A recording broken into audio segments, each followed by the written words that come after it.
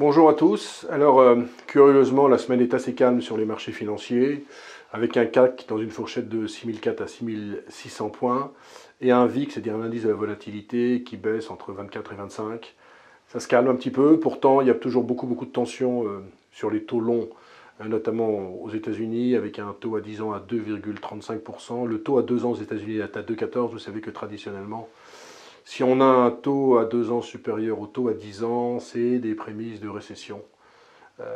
On n'en est toujours pas là, mais c'est vrai que ça se rapproche, ça se tend également en Europe, alors que la BCE semble coincée. Il faudrait vraiment qu'elle augmente ses taux d'intérêt d'ici la fin de l'année.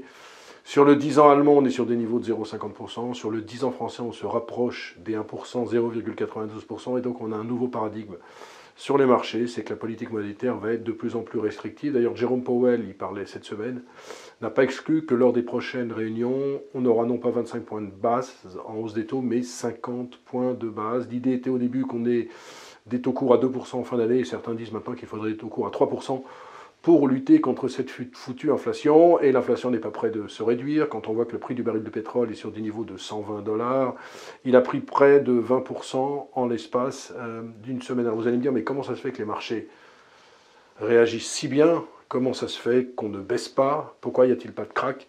Eh bien, c'est assez simple à comprendre. D'abord, il y a des flux qui reviennent sur les marchés actions. La semaine dernière, il y a eu 25,4 milliards de dollars qui sont venus sur les fonds actions. Ensuite, sur l'inflation, on se dit que les banques centrales sont à la manœuvre et vont gérer ce problème inflationniste, c'est-à-dire qu'elles l'ont pris à bras-le-corps et elles ne disent plus que c'est transitoire, donc les marchés apprécient. Ensuite, dans le conflit Russie-Ukraine, tant qu'il n'y a pas des armes nucléaires, tant qu'il n'y a pas l'OTAN qui s'en mêle en refusant aux Russes de survoler le territoire ukrainien, tant qu'il n'y a pas des bavures très importantes, on se dit que le conflit restera assez limité. Donc les investisseurs sont plutôt dubitatifs, mais ils ne sont pas vraiment négatifs. Du côté des valeurs, la grosse nouvelle, c'est Renault, suspension de ses activités en Russie, une provision de 2,2 milliards d'euros sur le premier trimestre. La problématique, c'est Avtovaz.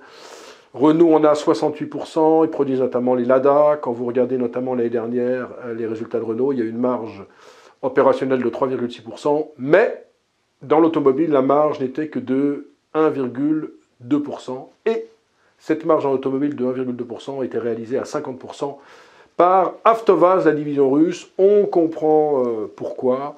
Ça peut poser des problèmes si Renault n'est pas en Russie. Ce n'est pas en termes d'encours de chiffre d'affaires, mais c'est plutôt vraiment sur la rentabilité. Et puis, il y a aussi le spectre, la menace d'une nationalisation de Renault. On n'en est pas encore là, mais sait-on jamais avec ce diable de Poutine.